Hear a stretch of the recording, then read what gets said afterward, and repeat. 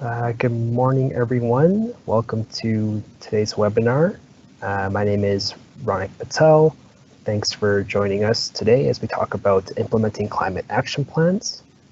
I see that there are a good number of people already online, so we'll just jump right into it with a little bit of housekeeping first. So you are joining on Teams Live, so you have been automatically muted and your video camera is also off. If you do wish to interact with us, you can submit your questions and concerns as a text into the question and answer chat box. So feel free to submit those questions as we go through the slides. There's some time allotted towards the end, so we'll address them at the end there. And we're also recording today's webinar for later reference, so you'll be able to access that in the future. I wanted to respectfully acknowledge that this presentation is being presented to you from Treaty 6 territory, and we acknowledge all the many First Nations, Métis, and Inuit whose footsteps have marked these lands for centuries, and whose presence continues to enrich our vibrant communities. If you are not familiar with the Action Center, we provide funding, technical assistance, and education to support Alberta municipalities addressing climate change. And the Action Center is a partnership between the Alberta Urban Municipalities Association, the Rural Municipalities of Alberta, as well as the Government of Alberta. So for today, I'm just going to talk a little bit about the Partners for Climate Protection Program in general, and then we'll jump into the bulk of today's topic on implementing local action plans. And I'm excited today to be joined by a couple folks from the City of St.Albert. So I'll be passing it off to them. We are working on some technical problems, so hopefully we'll have that solved by the time we get to that part. And then, yeah, as I mentioned, we'll do questions at the end. So again, feel free to type those in the chat. So this webinar is a delivery of the Partners for Climate Protection Program. This program provides a 5 milestone framework to help municipal governments take action on reducing greenhouse gas emissions. The program is a joint initiative between the Federation of Canadian Municipalities, as well as ICLEI Canada, and is the Canadian component of ICLEI's Cities for Climate Protection International Network. And then here in Alberta, the Action Center is proud to work as the regional climate advisor for our local members. So don't want to spend too much time talking about the program here, but what I would just like to talk about is that we're mainly going to cover milestone 4 today, which focuses on implementing local action plans. We've done a couple webinars on the first 3 milestones, so I can refer you to that if you'd like to learn more about them. And of course, I'm available to talk one-to-one moving forward. So I think one of the biggest roadblocks or struggles that I see with member municipalities is at milestone 4 and turning our planning documents into actual progress. You know, in some cases we have our inventory, targets, and plans all in place, but we're really not sure how to see that progress on climate action. Today, all about kind of moving beyond the plan, and the biggest answer to this problem is to create an implementation strategy. And we're going to try and answer 3 big questions in our implementation strategy. That includes, you know, how much money is available, when should the work be done by, and who is going to get the work done. So the first step really is to understand the financial position of your municipality and the business case for each initiative. This really is there to highlight economic development potential, as well as kind of prioritize what initiative we want to complete first. When it comes to the financial position, we want to think about questions like, you know, does your municipality have a municipal reserve? Are there dollars or savings allocated to climate action initiatives? Or are there grants and government funding that we can be eligible for? These questions they give a background of what to consider when it comes to climate action initiatives. We know that they're a major catalyst for growing and diversifying local economies. They can create jobs in our community. So these are all things we could think about when it comes to that financial position. And then by kind of understanding the capital and operational costs required, we can figure things out like cost savings, ROIs, return on investments, and payback periods to help illustrate the financial impact of each individual initiative. So some common questions that you probably want to try to answer when we think about the whole climate action plan could include, are there existing plans and budgets that can incorporate any of the costs for each initiative? If not, we know what initiatives require new expenditures and how much will they cost? What are the life cycle costs of the project? Are there savings and co-benefits that result from completing initiatives in the climate action plan? And to what extent is funding available in the current municipal budget, or can funding be redirected? Obviously we know that funding is very essential for getting these projects done, but lots of action plans don't explicitly consider funding. This is kind of tricky to do because funding programs have specific timelines. So when we think about having an implementation strategy, we want to create an opportunity to review funding sources, grants, and other financing options that exist, in this window that we have. So the Action Center has been funding programs for over 10 years. Currently, we have 6 programs open, so feel free to have a look at those.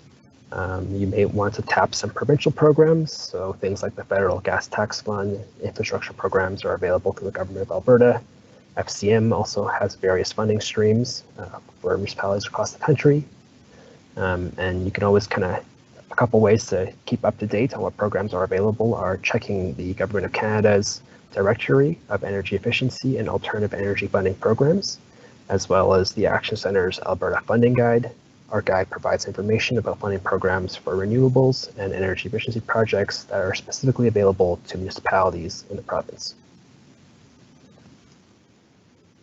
Outside of funding, there are also some other more alternative financing mechanisms that we can think about. So you may be interested in a property assessed financing program. Here in Alberta, our legislation is through the Clean Energy Improvement Program, or CEIP. This program is a way to provide financing to help make energy efficiency and renewable energy upgrades more accessible for residents and commercial property owners. You may be aware that the delivery of CEIP has recently transitioned to the Action Center. So at a very high level, to set this program up, a municipality must pass a bylaw and then work with the Action Center to deliver the program to your residential or commercial property owners. Basically, the system allows property owners to repay the costs of upgrades through the municipal property tax system. So if you are interested in CEIP, please contact the Action Center. We have some new colleagues working on the program, and they'd be happy to answer your questions. A different kind of financing mechanism could be a green bond. A green bond basically is a debt security where the proceeds are guaranteed for an environmental or climate project. Basically, it's a method of having private or public investment and financing addressed into a climate action project. Municipal bonds are a pretty common type of financing mechanism, but here we're specifying them for green projects. And then there's a quick example here. So in 2017, the City of Ottawa raised $102 million, and they became the first municipality to issue a green bond. And I believe they used the bulk of this money to help finance some transit programs. And then I also included the idea of having community-owned energy or cooperatives.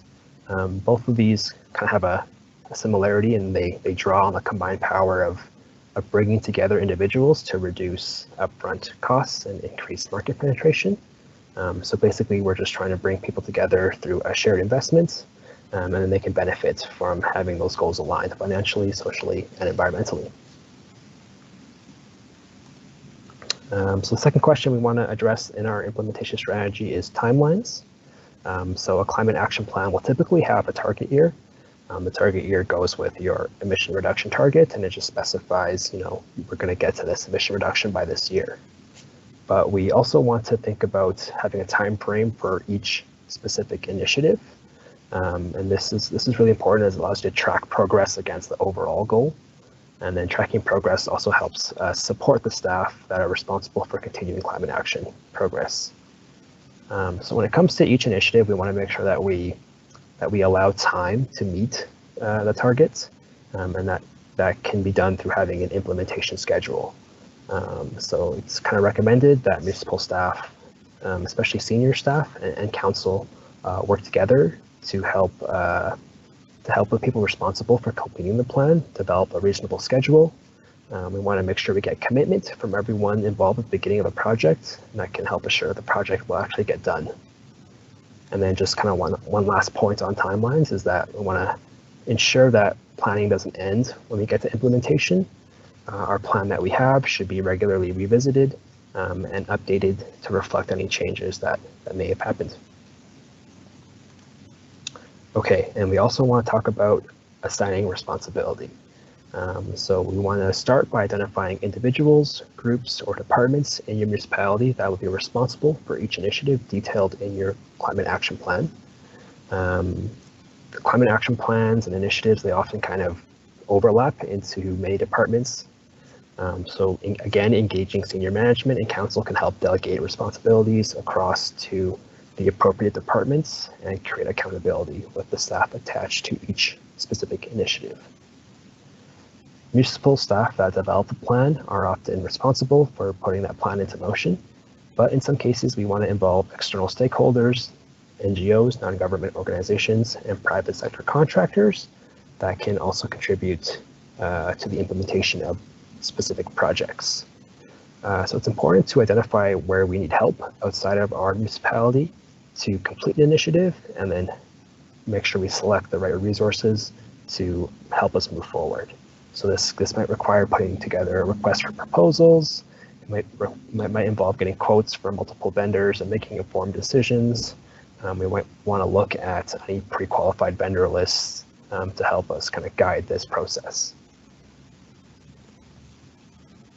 Another big aspect when it comes to responsibility is the idea of embedding climate action plan initiatives into other departments' operational or administration plans. This really is important to help ensure that initiatives will have traction in your municipality. So we're thinking, how can we make sure we get these projects done over a long-term scale? So yeah, we're going to try and amplify the visibility engagement of these initiatives, and it also helps council and management dedicate the appropriate time and the appropriate resources. A good way to kind of align this is to create a change in your governance model. So we've seen that communities with governance models that include roles for implementation of climate action plans, that really is there to ensure that the plans remain a priority over that long period of time. So these governance functions can really exist at various levels. It might be at the council level, so we might have a task force by the mayor on climate action. It might be a council committee on climate action. It might be a community level, so do we engage the community and public advisory into a committee? It might be a specific stakeholders we want to engage, so we can do that through a committee. Or it might be at the staff level, so we might have a single staff person dedicated to managing the action plan. We might have a whole committee. We might have an advisory committee that guides how the work is proceeding. We might have a working committee which tangibly works on each action item, or we might have a municipal energy manager in place. So we talked a little bit about having partnerships. Partners can be found in a number of areas, and we want to try and gather a diverse set as we possibly can. In the community sector, it might be educational or post-secondary institutions, NGOs, other community-related organizations, unions, BIAs, economic development agencies, partners that are prevalent in the community. We also want to engage private sector, so major businesses, major industries. It might be home builders, developers. Are there cooperatives we can engage? Are there just trade and industry associations we can engage with? And then there's also kind of a governmental or institutional sector. So that could include higher levels of government through the province or the country. It might be our neighboring municipalities. Can we work on a regional project together? And then institutional, it might be utilities, energy system operators, or school boards we want to engage with. So there's a number of reasons why we want to be building partnerships and think about the partners that we want to work with. Municipalities typically have, in a way, a limited jurisdictional capacity. So tapping partners that work outside of that jurisdiction can help get actions done. These partners may have sources of funding, expertise, or other resources that we normally can't access. And it also helps us ground plans in what the actual needs are of the community and kind of increase the legitimacy of that plan. So how do we build partnerships? We want to make sure that we engage early in the process. So this might be even early as the inventory and planning stage, going back to our milestones 1, 2, and 3. We want to make sure that we're speaking to existing interests of each relevant stakeholder, and we want to make sure we demonstrate real impact on the outcomes that the plan is considering. There's also an aspect in here about equity. So we want to consider which groups are not being effectively engaged in planning and implementation. Is there someone that we're leaving out? And we need to consider how climate actions can contribute to increasing equity. It kind of go hand in hand. A more equitable distribution of benefits does include, broadly sharing those co-benefits. Are there health benefits, economic development opportunities? Is there a chance to lower energy costs and improve standard of living for those less fortunate?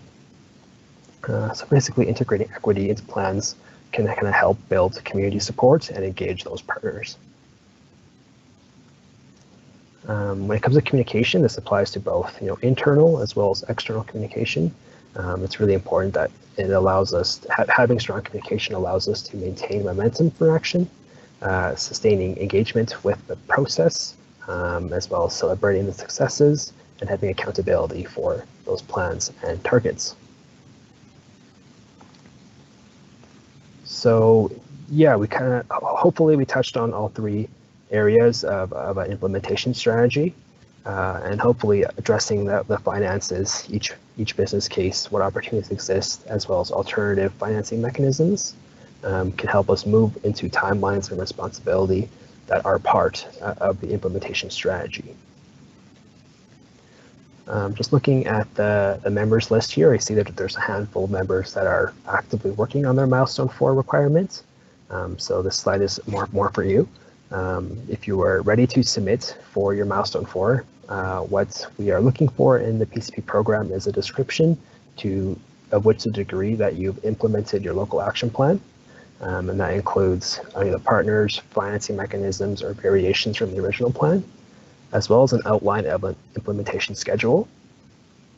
Because plans are very unique from municipality to municipality, I would suggest that you reach out to us here at the Action Center, FCM, and ICLEI to discuss when you are ready to submit for Milestone 4. So with that being said, I'm excited to have our guests here today from the City of St.Albert. We have both Christian Benson, who is the manager of the Environment Department, as well as Megan Myers, who is the Environmental Coordinator. And we're just going to switch over control here, and hopefully it works okay.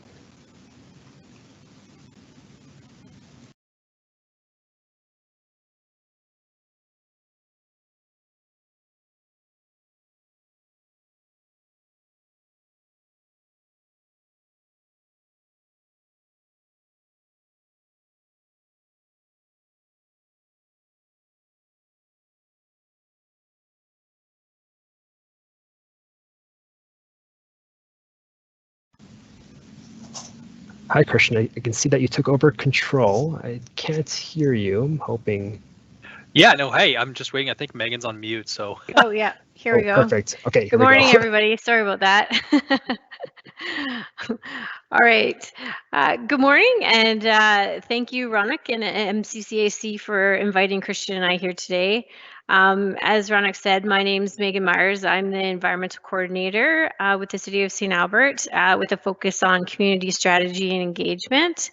I'm here with Christian Benson, the Environmental Manager. So we're here, and we've been asked here today to bring you kind of a case study for implementing a local action plan, which of course is Milestone 5 of the Partners for Climate Protection Program. I started with the city kind of since the beginning of our PCP journey. So I'll be presenting on the first stages and of the program and some of the community actions, as that's in my portfolio. And then Christian will discuss the corporate implementation, upcoming projects, and lessons learned. Just as Ronak said, please feel free to ask questions in the chat box, and we can answer it and address them at the end of our presentation if that's okay with everybody. So Christian will be putting the slides ahead, so just bear with us because we're in different locations here. So implementing the PCP program. So St. Albert, we started our journey of the Partners for Climate Protection program in March of 2010. Council approved our participation at that point. We were actually the 200th municipality to join the program, and since then there's about 350 municipalities across Canada who've joined the program. So we were kind of the middle of the pack. I've stated the years that we completed our milestones, and as you can see, it took approximately 9 years. So the timeline that the PCP program sets out, the 10-year timeline, it's not a quick process, but it's quite accurate and achievable, and it worked for the City of St. Albert. Can you go to the next slide, Christian? All right. So we used to develop and implement our plan. And Christian will go kind of on some of the funding that we used to implement the plan, but to actually develop it, we used some grant funding for milestones 1, 2, 3 actually, which I think was important to make this a priority for our council and our executive leadership. The plan itself did cover, the current state of energy use and our greenhouse gas emissions. But one of the successes, and I think Ronak kind of touched upon this as well, is it set out, the timeline. So it had short, medium, and long-term actions, and it actually attached a budget to each of those initiatives within the plan. We also included this in our environmental master plan. So we did an update of our long-range plan document and included the initiatives from our local action plan within this strategy. And one of the tips, I guess, that Ronak talked about was, aligning with this with admin objectives, and this was how the City of St. Albert did this. It was a council document approved by document, and it just helped to base some of our business cases on, and it achieved setting those goals and targets to work towards. Our plan is available on our website at stalbert.ca under environment. As Ronak said, some of these plans need to be revisited, and our plan definitely needs to be revisited. It's from 2012, 2013, so we do need to redo it, but it is there if anybody would like to look at it. Yeah, hello, this is Christian Benson. I'm the manager of the environment for the City of St. Albert. I've been in this role for about 4.5 years, and I just wanted to share some of the projects that the PCP program helped introduce in the city. So Megan and I, when we were discussing this, we wanted to break out the project showcase into 2 different themes. So looking at corporate and community to reflect the focus of the PCP program. For corporate projects, you're going to see a pretty wide variety of plans and actions we've undertaken. As you've noticed probably within your own organizations, it is much easier to implement projects internally rather than externally, as you have way more control over the implementation. So the first project I'd like to highlight is our civic facility assessments that we undertook in 14 and 15. These assessments were a full energy and water conservation audit for 11 separate city-owned facilities. The intention with these reassessments is that every 5 years, these facilities will have another reassessment. The facilities ranged from a large recreation center with 3 arenas and full aquatics, kind of our largest facility, to fire halls, RCMP buildings, and a host of other civic facilities. With the data that we did receive in this assessment, we were able to produce a list of energy conservation measures for budget considerations. And honestly, I cannot tell you how valuable it is to actually have an independent audit of all your facilities with like an itemized list of recommendations to proceed with. This really helps guide which projects you can present for budget considerations. And usually these assessments have a ranking which includes the highest impact to each facility. Through the MCCAC, the City of St. Albert was also able to hire a municipal energy manager through the MEM program. This program covers 80% of the wages for a dedicated energy manager position for a contract of up to 2 years. The city, St. Albert, I think we were actually the first. We hired our staff member in December 2019, and so far she's produced just an astounding amount of work towards our energy efficiency portfolio. MCCAC does have a partnership with Clear Result for this program, and they provide training, mentorship, and a network to access for the MEM positions. So they really are set up for success from day one. If you haven't looked into this program already, please do. It is a very valuable program to have for a dedicated staff to take care of this work. Also, as part of the PCP program, the city incorporated both a sustainable purchasing policy as well as a sustainable building policy for all of our new civic facilities and major renovations. So both these policies really are targeting future actions. It's important to keep these things like policies and procedures in mind when you're trying to target GHG and energy efficiencies. It's so much easier to design and build rather than go back later and retrofit.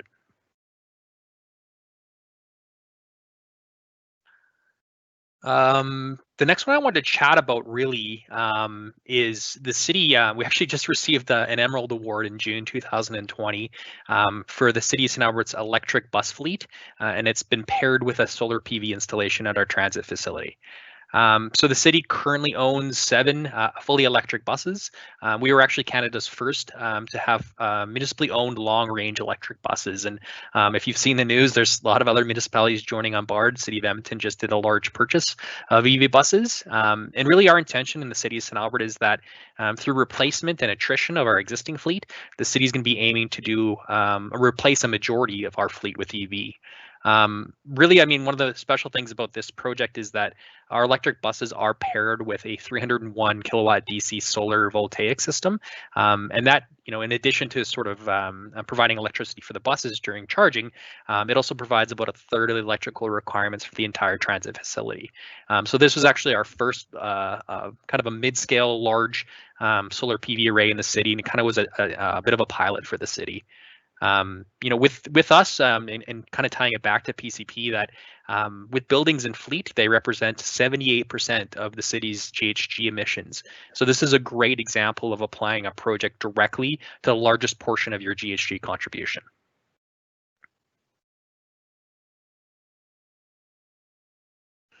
So Megan here again. So I'm just going to touch base on some of the community initiatives that we undertook as part of our local action plan. So a lot of what we did in our action plan is cross-departmental.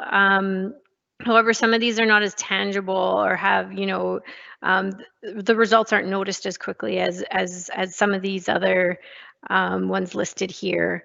What I'm kind of talking about here is, you know, the community design initiatives that we have within our community. So, you know, transit oriented neighborhoods or multi-residential developments, or even, you know, transit rerouting review.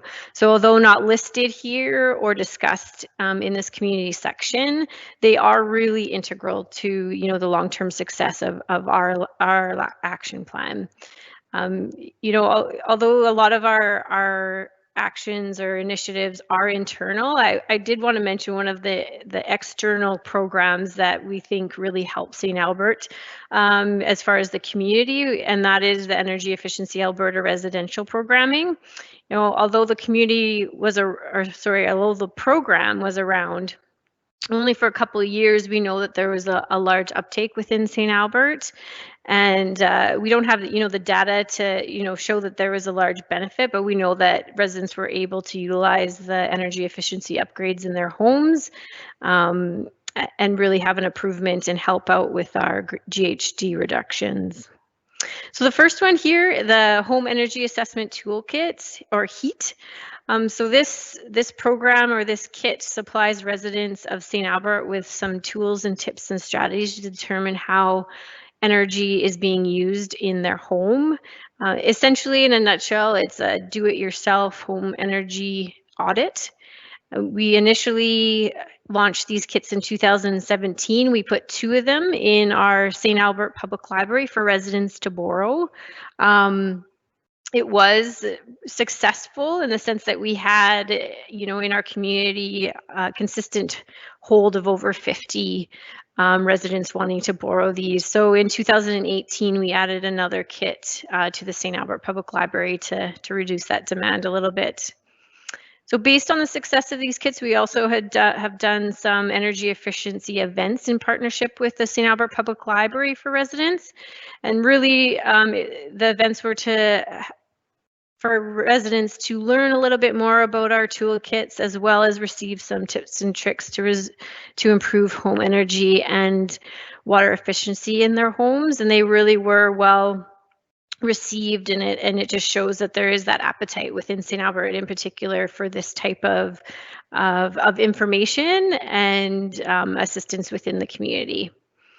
Our idle-free bylaw, this was first approved in 2008, and we did an update of it in 2018. The purpose of the bylaw is to reduce idling of parked vehicles within the community, and also to educate our community on how they can impact air quality. The bylaw specifically limits idling of parked vehicles to 3 minutes at any time. Our water conservation bylaw was developed around the same time as the updated idle-free bylaw, around 2018, 2019. The purpose was to manage the demand of water resources, and of course then to reduce the GHG emissions from distributing the water within our community. So the city developed this bylaw, and it focused on low flow fixtures for new developments and major renovations, as well as outdoor water restrictions, particular for outdoor daytime sprinkler use.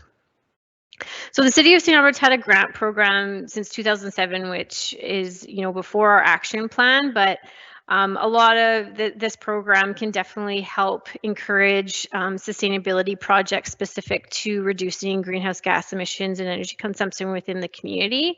The program aligns with our city's environmental master plan, and one of the goals is to reduce energy consumption and greenhouse gas emissions. So some of the project examples that pertain to this goal is we've provided money to a school idle-free campaign, solar project, and bike repair station, to name a few.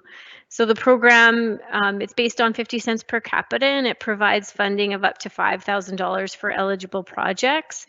And it's just a great way to encourage these grassroots community projects that can help reduce your overall greenhouse gas emissions. We've been celebrating Clean Air Day since 2006, and we do this by offering free transit rides, both local and commuter, on Clean Air Day, which is the first Wednesday of every month.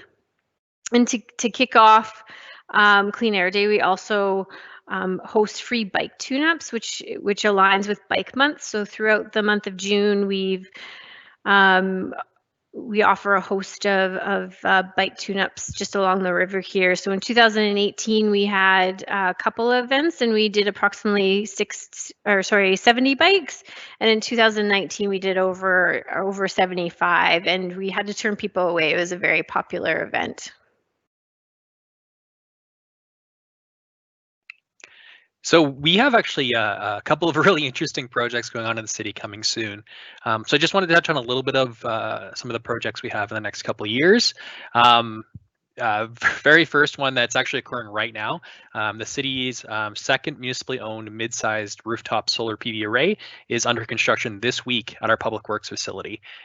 This solar array is designed to be approximately 286 kilowatt DC system comprised of 660 440 watt panels. So pretty decent sized array for our Public Works facility. Construction should be complete and commissioned in October 2020. This installation is eligible for the MCCAC solar grant program of up to 30% of the cost of the project. The city is also undertaking an LED lighting upgrade of our Service Credit Union Place. It's our local rec facility, happening in early 2021. This LED upgrade will replace every non-LED fixture in the city, or sorry, in the facility. And not only will the project have a very short payback, so it's estimated to be less than 3 years, it'll also reduce the facility's GHG footprint, and it'll help reduce maintenance costs with the cost associated with replacing traditional lighting. And this project is also eligible for MCCAC. It's their REC grant program.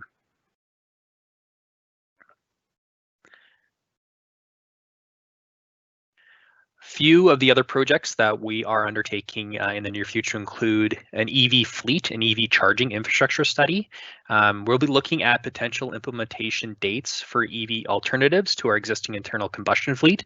Our fleet actually currently contributes about 17% of the city's corporate GHG contribution, so there's definitely room for improvement.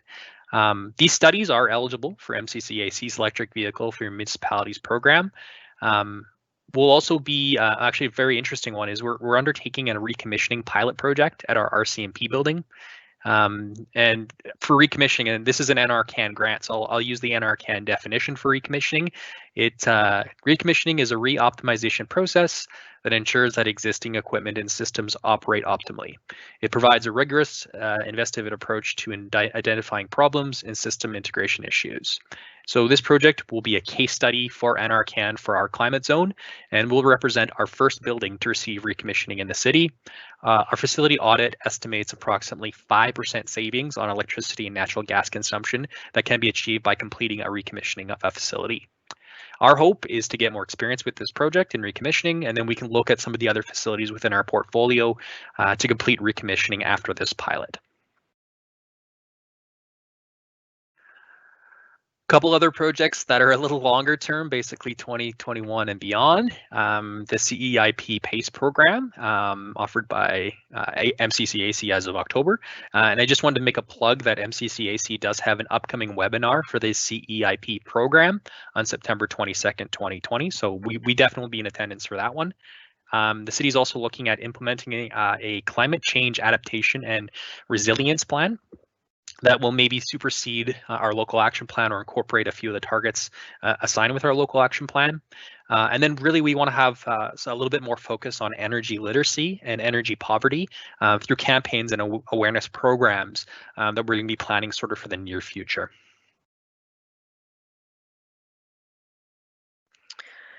So we just wanted to make some a mention about monitoring and measuring, because although milestone 5 is the monitoring and measuring is the last step in the PCP program, it's important that this measuring is tracked and reported throughout the development and implementation of your action plan.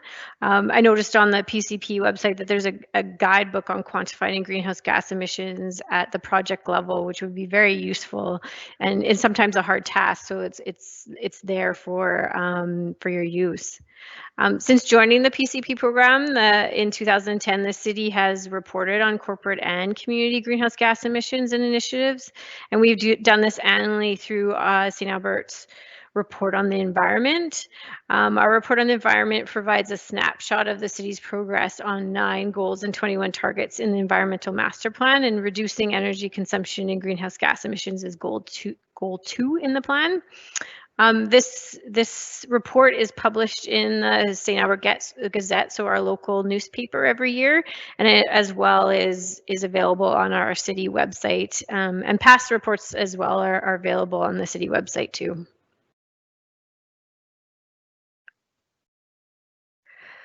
So not only does the city, we report on our current year compared to our baseline year, which is outlined in our target for our PCP program, but we also compare to past years. Doing this, you can show some changes that you may not see when you're comparing to your baseline year. So here, I just thought this was interesting to show, because we had between 2017 and 2018, we had some significant changes. However, we didn't see that, when compared to our baseline year. So, in 2017, we did some lighting upgrades at our City Hall and our PW facility, and we saw some payback there. Our street lights, we got those changed. Fortis invested some money to change our lights from traditional street lights to LEDs, and we saw a change from the previous year there. Even, piloting some organics in our departments and other waste reduction measures, and maybe even some behavior change within our corporation, and we saw some reductions there. So perhaps you don't see, the gains and losses compared to your baseline, but you can see the improvements in your emissions compared to year, and it's a good way to kind of give yourself a pat on the back, I guess.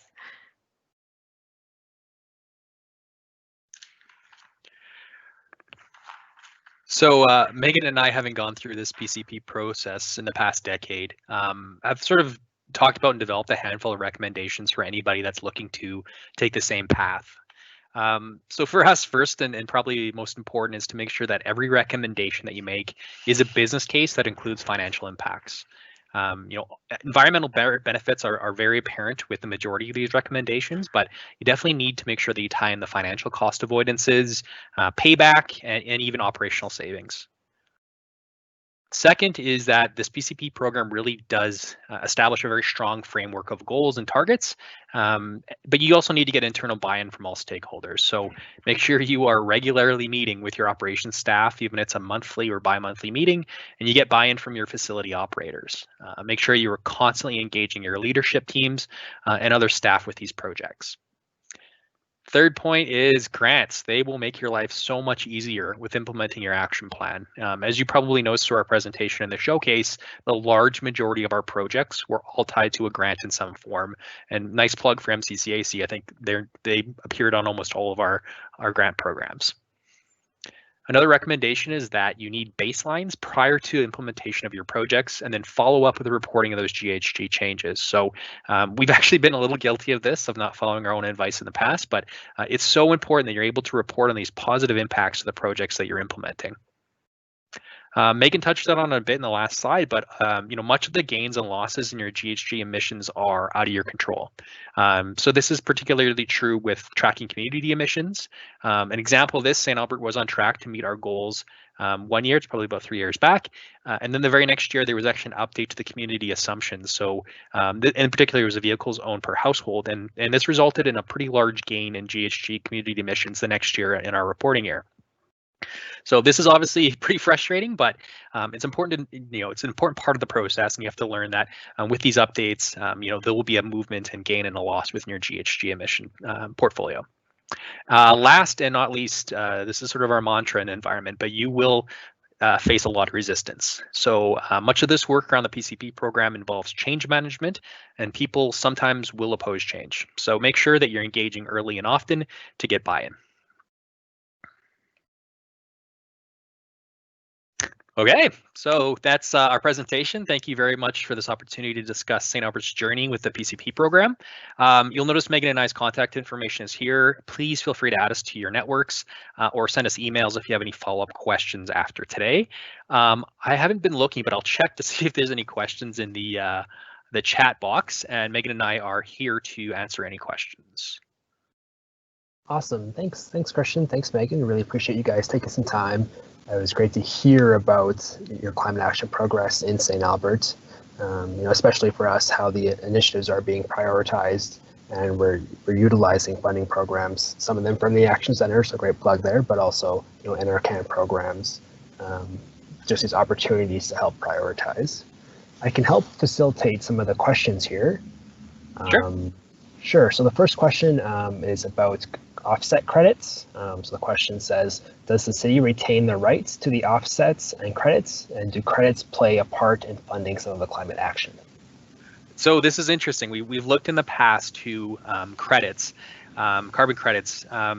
There are some criteria, though, that we've sort of been made aware of working with external consultants, that grant programming sometimes eliminates eligibility for carbon credits. So a lot of the changes we've made sometimes aren't to the scale where a carbon credit would provide a feasible feedback to the city. And sometimes because we've taken advantage of provincial or federal grant programming, those credits are no longer available to us. I will say, and it's we didn't mention it within our presentation, but we are investigating the potential for a solar farm within the city of St. Albert, and certainly during that period, something that large, we'd be looking at carbon credits for that type of project. So as of right now, no. The one thing we do that is kind of interesting within the city is the grant money that we receive largely comes in the form of rebates post-project. So it doesn't really discount the cost of the project. We complete the project at budget, and then we apply for and receive the grant as a rebate. So we take that money and through a council a policy, we return it into a reserve to fund a future program. So awesome. Partially the MEM project was funded through a grant that we had in our reserve that we were able to access through a council motion. And so we've been able to use grants as a part of our old projects to fund new projects. Awesome. That's a great example of a kind of a unique financial strategy. To kind of add a little bit about the credits, so the actions that are in our funding programs. So if you have accessed our funding program, credits cannot be claimed by the municipality. Instead, they're actually claimed by the government of Alberta as a greenhouse gas reduction from their spending on the grant. And then there's a big deal in the offset market about double counting. So because we've counted them once, we can't use them somewhere else. It's actually a good plug. I have a webinar coming up on Wednesday, September 16th, all about carbon credits. So please check out that webinar if you want to learn more about carbon credits and how they apply in the Albertan context. I do see one more question here from Jode. He's asking if we can talk about the structure of the City of St. Albert's Internal Climate Action Advisory Committee, i.e. how is it structured, how often it meets, and how it guides decisions. Are there external community-wide advisory committee? And what strategies do you have in creating a committee, and how do you maintain the engagement with external stakeholders? Yeah, Megan, I'll let you talk about our Environmental Advisory Committee, and then after I'll talk a little bit about some of our internal climate change committee. Yeah, so we're fortunate at the City of St. Albert, we have an Environmental Advisory Committee. So they're a committee of council, so they provide advice to City Council. So it's made up of 7 members of the public and a council member. So when we developed our local action plan, and as we go through the implementation, they meet once a month. So they're there as kind of a sounding board to provide kind of the public perspective for the City of St. Albert, and we use them continuously throughout the year. And they also, it's effective in the sense that they also provide advice to City Council as well. And so I'm not sure what else to add to that as far as meeting. I guess, yeah. Do you have anything else to add, Christian? Yeah, I'll just, we're sort of in its infancy, but one of the deliverables from the municipal energy manager position is to form sort of an internal committee that will look at engagement of our employees. So we're in the process of doing that right now. Megan, myself, and Cassie, who's our municipal energy manager, we're forming a committee for kind of like, it's more on the GHG and energy efficiency side, but we're looking to open it up to our whole corporation really and try to tap into that excitement and the knowledge base that we have within our corporation to target a lot of the internal programs related to energy efficiency and GHG reduction. So we haven't really formalized it yet. We're in the process of developing it, but really cool. And it is a really good question because it's good to show that you need buy-in, not just from your environment group or utilities group or whoever's in charge of this. You need buy-in from your whole corporation. And sometimes it means, lifeguards, and sometimes that means your accountants are a part of this committee and providing their feedback. I would also add too, we got some feedback into our initiatives when we updated the environmental master plan. So, that was a more broader engagement and a longer engagement, but that was a portion of the plan. So we definitely engaged the public in that way as well. That's some great information. I know Jode is also a municipal energy manager out in the MD of Bonnyville and the village of Glendon. So it's good to see that there's some opportunity to learn from MEM to MEM. A couple more questions. This one, I guess a general question and then specifically an example. So when you encounter resistance, how did you overcome that? and they're referring particularly to some of the larger asks like upgrading your municipal fleet. Yeah, sure. Great question. Very funny. So it's a little surprising to me sometimes how few facility operators want a solar array on their roof. You would think, oh, this is an amazing add to your facility, like you're going to reduce your energy consumption, but you really have to engage, especially when it comes to facilities, really, really early in the process and get them a part of the design, get them part of the tendering, get them excited about the potential and the benefits of a solar array, because there's, it's newish technology in the sense that we don't have a large proliferation within our municipality of solar arrays, so we really need their buy-in early. When it comes to fleet, and it was a great example, fleet guys, they're fantastic. A lot of them are innovative. They have a lot of their eye on the market, but sometimes they have to make considerations like, what does our internal mechanical group have the ability to fix internally? Is there going to be parts available? So, the way we're targeting fleet really is we're kind of, piece by piece, that adage, how do you eat an elephant, bite by bite type of thing.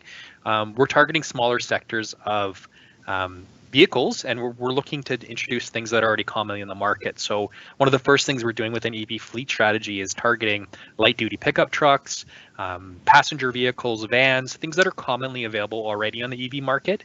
And we're making sure that our fleet guys are a part of the process from day one. So they're helping design the procurement. They're the ones selecting some of the EV charging infrastructure. We're really just trying to facilitate a lot of more tools for them. And these studies and plans really are tools for them to justify moving in one direction or another. So it's again, you have to engage early and often. Yeah, I think that really ties to what you commented about, change management. Yeah, absolutely. Yeah, that's a good point too. Change management. That's it's super important when it comes to implementing any type of GHG reduction or energy efficiency project. Awesome. Okay, so one last comment / question from Kara in Leduc. So it's saying, congrats, St.Albert, very impressive. Thanks for setting the bar high. And she wants to know, did you get all the little puzzle pieces in the egg shed PCP trophy? Thanks, Kara. I will plug Leduc. They have the largest solar top array in Western Canada atop of their rec center. So yes, credit to you guys as well. You did it a couple years before anybody else. Megan, you can cover the piece of a puzzle piece. I haven't seen the 5th puzzle piece yet. Uh-oh. We'll blame COVID because we haven't seen our last puzzle piece, and it's sitting on my desk, and it's very clearly a hole. So we need that puzzle piece.